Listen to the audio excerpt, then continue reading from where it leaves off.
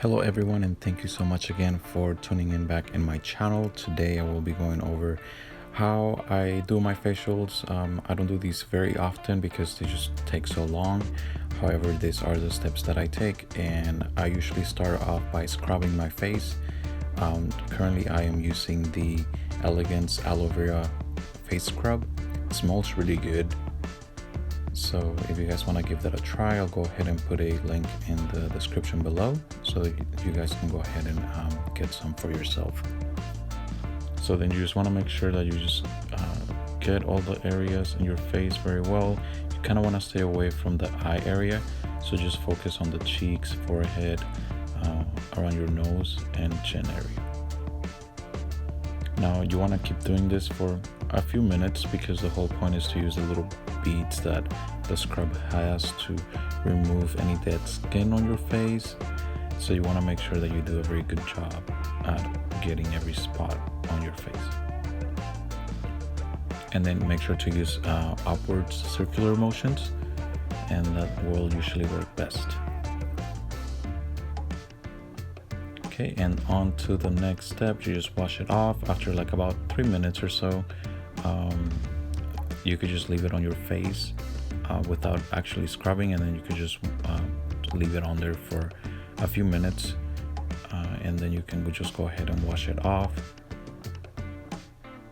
Now, since I'm actually gonna be using a high frequency machine after that face scrub, I made sure to dry my face very well, since it does have electrical currents to it. So I just want to make sure that there's no additional moisture on there. Now, I'm not really going to talk so much about high frequency, but it's really good, especially if you have acne. It's just really good for that. Now, the kit that I bought, it comes with several electrodes. The one I like to use the most is the spoon. Not the mushroom one, it's that one right there, the spoon.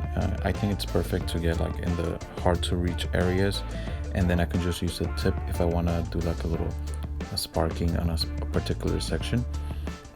So this is something that I recommend. If you get like breakouts from time to time, you can just like focus on a particular area, and it'll help get rid of that particular acne spot.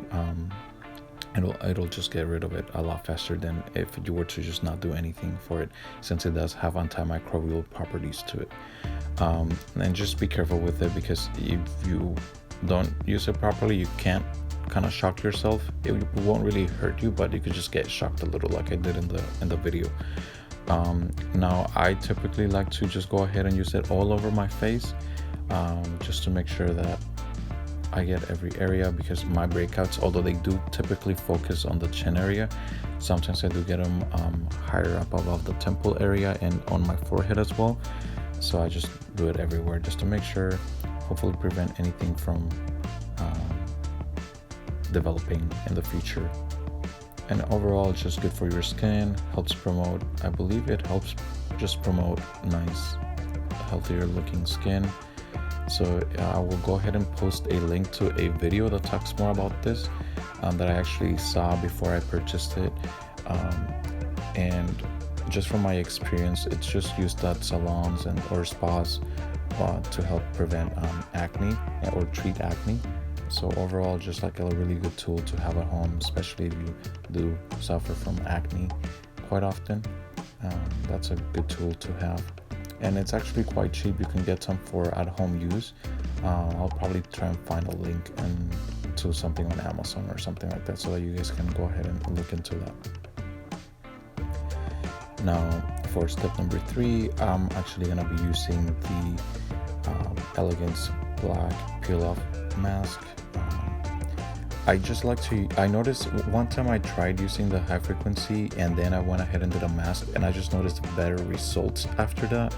So in my mind, I'm thinking that it has some disincrustation properties to it, and it just helps the mask work even better. Now, I know it's not a galvanic machine, but just the idea that it helps get rid of some of the high frequency machine gets rid of some of the oil, and it just kind of makes the job a lot easier on the mask. It has like less stuff to take away from your face, so that when you actually just apply it on, it just does a better and more thorough job at cleaning your pores. At least that's what I like to think.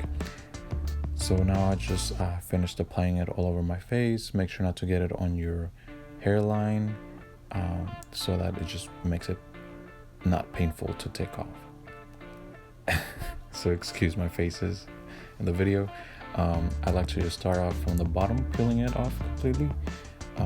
Now in some spots, if you do go ahead and use a little too much on a particular area, it won't dry as even as the other spots, so then you might just end up with a little bit of some like wet spots on your face from the mask, which is totally okay as long as the majority of the mask did its job, especially around the nose area or your problem areas. You should be all right.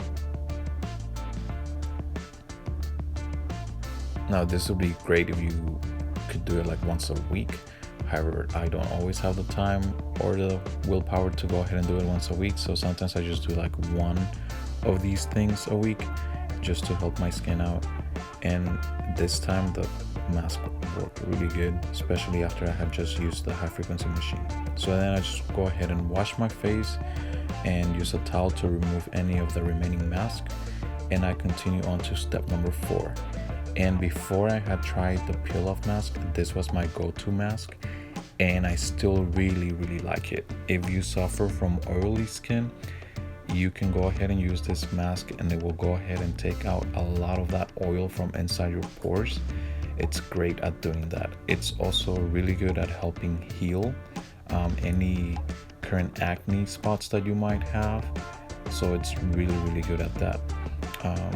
I will go ahead and try and link another video to more information about this, for more information about this mask, because it's a really good mask, and overall it also has some exfoliating properties, but I really like this one because it helps heal my acne. And I was not recording before I washed my face, so if you can see just around the bottom of my face, once it dries, it just looks like pretty much gray clay on your face, and that's how you know that the mask is completely finished.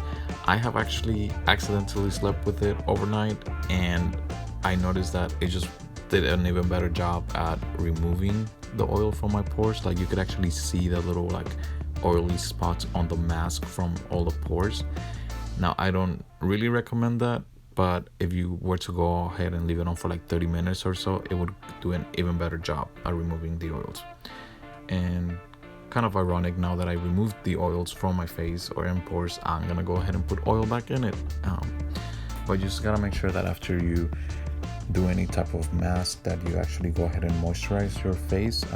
I like to think of it as you are putting back some of the bad stuff that you put, as replacing it with some good stuff. So that's how I like to go ahead and think about it. Now I like to use the Combray facial oil, which has been working great for me, and from time to time I'll actually go ahead and use the Ambi lotion in case I need extra moisturizing for my skin. But after this I did need it a little extra just to make sure that my skin was doing all right. And I do like to finish, whenever I finish applying lotion or sunscreen, I do like to put on a toner, and I just like to use natural stuff for that. So I use the witch Hazel, which is very moisturizing for your skin. And as you can see, my skin looks looking pretty good. I've been using the oil for quite some time, so I definitely have noticed an improvement on how good my skin looks. So please go ahead and hit the subscribe button for future videos like this and reviews on other items. I do have some more real cool stuff coming up, so if you could please just go ahead and hit that subscribe button, it will mean a lot to me and it will really help me out a lot in getting this channel out there. Okay, thank you so much for tuning in, and until next time.